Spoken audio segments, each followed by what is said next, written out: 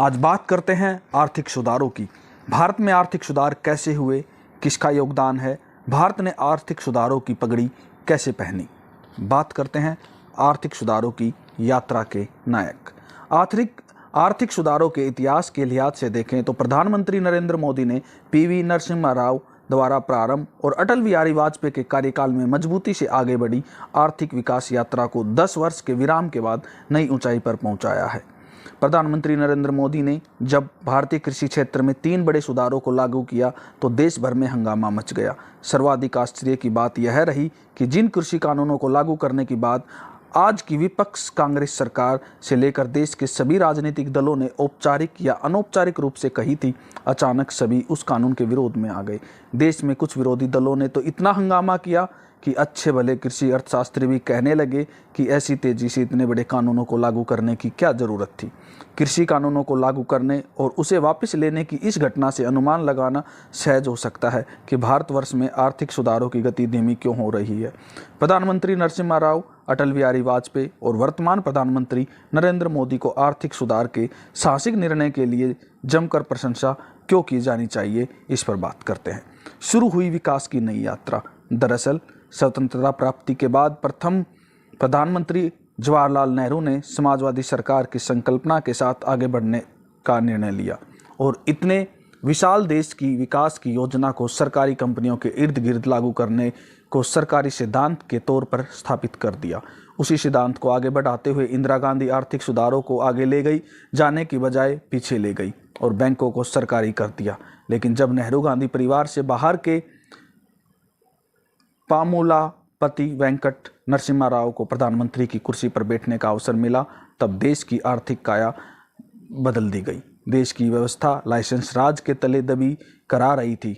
उस समय पीवी नरसिम्हा राव के एक विशाल संप्रभु राष्ट्र भारत में आर्थिक विकास की नई यात्रा शुरू की और देश से लाइसेंस राज खत्म कर दिया गया।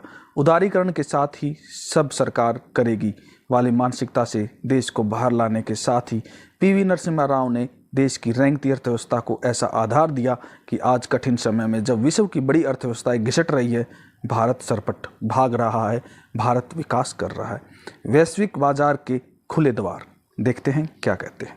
प्रधानमंत्री की कुर्सी पर जब पीवी नरसिम्हा राव बैठे तो पूर्व प्रधानमंत्री चंद्रशेखर करीब 14% की महंगाई दर, 18% के कर्ज की ब्याज दर के साथ आधे भारत को गरीबी रेखा के नीचे छोड़ गए थे। वित्तीय घाटा करीब 10% था। 10% होने का मतलब बहुत ज़्यादा। जिसको आज के संदर्भ में समझे तब भारत का लगभग आज के श्रीलंका जैसे हालत में था।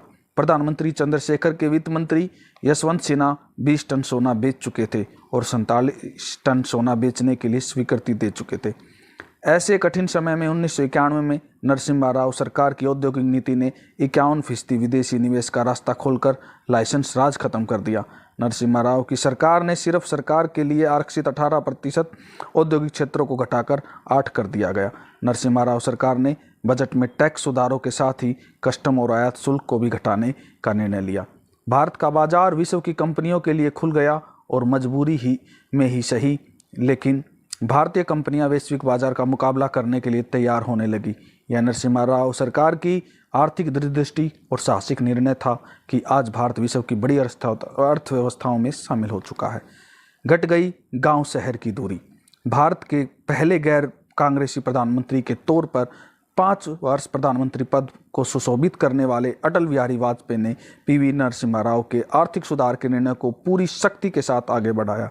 अटल बिहारी वाजपेयी के समय में शुरू की गई स्वर्णिम चतुर्भुज योजना ने दिल्ली, मुंबई, कोलकाता, चेन्नई को जोड़ने वाली सड़क बनाई तो उसी पर चलकर बड़ी बड़ी कंपनियां बड़े शहरों से निकलकर छोटे शहरों तक पहुंच गई।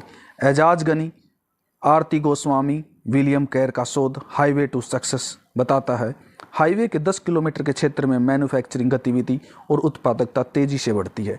आसपास के इलाकों में कुल उत्पादकता कम से कम 50% बढ़ जाती है। इसी प्रकार विनिवेश मंत्रालय बनाकर निजीकरण की रफ्तार तेज हुई और भारत एल्यूमिनियम यानी कि Balco, Hindustan zinc, Indian petrochemicals corporation सहित 28 सरकारी कंपनियों को निजी हाथों में देने का क्रांतिकारी और साहसपूर्ण निर्णय लिया गया। फिस्कल रिस्पॉन्सिबिलिटी एक्ट के जरिए वित्तीय घाटे को नियंत्रित किया गया। परिणाम स्वरूप वर्ष 2000 में सार्वजनिक क्षेत्र के बचत शून्य से नीचे 0.8% से बढ़कर 2005 में 2.3% हो गई। टेलीकॉम क्रांति और प्रधानमंत्री ग्राम सड़क योजना ने गांव और शहर का अंतर बहुत कम कर दिया। मुझे आज भी याद है कि जब मैं छोटा था तो गांव की सड़कें बहुत ही टूटी फूटी होती थी। ये अटल बिहारी वाजपेयी का ही समय था जब ये सड़कें बनी। धन्यवाद, धन्यवाद। दूरदृष्टि के धनी अटल बिहारी वाजपेयी सरकार में प्रधानमंत्री कार्यालय में सचिव रहे NK सिंह बताते हैं, प्रधानमंत्री अटल बिहारी वाजपेयी में दूरदृष्टि थी और उनके लिए निर्णयों की वजह से वाजपेयी जी इतिहास में सही पक्ष में खड़े दिख रहे हैं। पहले गैर कांग्रेसी प्रधानमंत्री के तौर पर अटल बिहारी वाजपेयी ने कितने शानदार तरीके से सरकार चलाई थी, इसे समझने के लिए कुछ आंकड़े ध्यान में रखना जरूरी है। 2004 में जब अटल बिहारी वाजपेयी प्रधानमंत्री कार्यकाल पूरा करके हटे तो देश की अर्थव्यवस्था बेहद शानदार अवस्था में थी। भारत की विकास की रफ्तार 8% से ऊपर थी। महंगाई दर 4% से नीचे थी, जो कि पहले 12 थी। देश में विदेशी मुद्रा भंडार भरा हुआ था। ऐसी अर्थव्यवस्था एक कवि, एक पत्रकार, एक राजनेता अटल बिहारी वाजपेयी ने प्रधानमंत्री रहते एक अर्थशास्त्री प्रधानमंत्री को दी थी। लेकिन डॉक्टर मनमोहन सिंह के अर्थशास्त्री होते हुए भी आर्थिक सुधारों का कोई भी बड़ा निर्णय नहीं ले सके। विशेषकर सरकार के कारोबार से बाहर रहने के मूल आर्थिक सुधार के निर्णय पर भी उनके कार्यकाल में विशेष ध्यान नहीं दिया जा सका। समग्रता में विकास की परियोजना GST लागू करने का साहस प्रधानमंत्री नरेंद्र मोदी ने दिखाया, लेकिन इस योजना की शुरुआत अटल बिहारी वाजपेयी के प्रधानमंत्रित्व काल में हुई थी और कहा जाता है कि GST का प्रारूप तैयार करने के लिए वर्ष 2000 में तत्कालीन प्रधानमंत्री अटल बिहारी वाजपेयी ने पश्चिम बंगाल के तत्कालीन मुख्यमंत्री ज्योति बसु को निजी आग्रह किया था कि बंगाल के वित्त मंत्री असीम दास गुप्ता को इस कार्य को प्राथमिकता करने दें। अटल बिहारी वाजपेयी की कर सुधारों पर बनाई गई समिति के अध्यक्ष CPM नेता असीम दास गुप्ता बने और इस समिति में रिजर्व बैंक के 3 पूर्व गवर्नर IG पटेल, विमल जालान और C रंगराजन शामिल थे। यह अटल बिहारी वाजपेयी ही थे जिन्होंने उत्तर पूर्व के विकास को समग्रता से देखना शुरू किया। इसके लिए अलग से मंत्रालय बनाया। पूर्वोत्तर के राज्यों में कई स्वायत्त परिषद बनाकर वहां के आर्थिक विकास को सामाजिक मान्यता के साथ आगे बढ़ाया। यह ऐतिहासिक निर्णय अटल बिहारी वाजपेयी ने लिया कि सभी मंत्रालयों के बजट का 10% पूर्वोत्तर में विकास कार्यों के लिए खर्च किया जाएगा। इतिहास में डॉक्टर मनमोहन सिंह के 10 वर्ष के कार्यकाल के बाद नरेंद्र मोदी का प्रधानमंत्री बनना दर्ज रहेगा। लेकिन आर्थिक सुधारों के इतिहास के लिहाज से देखें तो प्रधानमंत्री नरेंद्र मोदी ने PV नरसिम्हा राव द्वारा शुरू की गई और अटल बिहारी वाजपेयी के कार्यकाल की मजबूती से आगे बढ़ी आर्थिक विकास यात्रा को 10 वर्ष के विराम के बाद नई ऊंचाई पर पहुंचाया। यह विकास यात्रा अभी जारी है। धन्यवाद ऐसे प्रधानमंत्री, धन्यवाद ऐसे लोग जिन्होंने ऐसे प्रधानमंत्रियों को चुना। धन्यवाद भारत। जय हिंद, जय भारत।